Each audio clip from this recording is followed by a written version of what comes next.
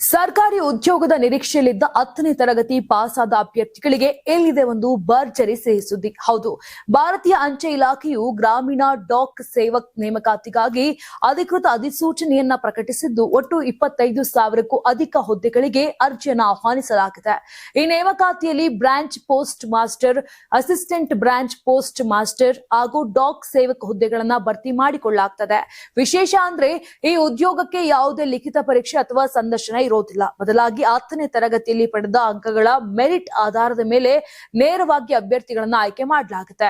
ಇನ್ನು ಮಾನ್ಯತೆ ಪಡೆದ ಮಂಡಳಿಯಿಂದ 10ನೇ ತರಗತಿ ತೇರ್ಗಡೆ ಹೊಂದಿರಬೇಕು ಮತ್ತು ಗಣಿತ ಹಾಗೂ ಇಂಗ್ಲಿಷ್ ಕಡ್ಡಾಯ ವಿಷಯಗಳಾಗಿರಬೇಕು. ಜೊತೆಗೆ ಸ್ಥಳೀಯ ಭಾಷೆಯ ಜ್ಞಾನವಿರುವುದು ಅವಶ್ಯಕ.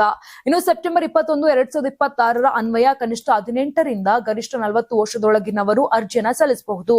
ಆಯ್ಕೆಯಾದವರಿಗೆ ಹುದ್ದೆಗೆ ತಕ್ಕಂತೆ ತಿಂಗಳಿಗೆ 10,000 ರೂಪಾಯಿಯಿಂದ 29,000 ರೂಪಾಯಿವರೆಗೆ ವೇತನ ಸಿಗಲಿದೆ.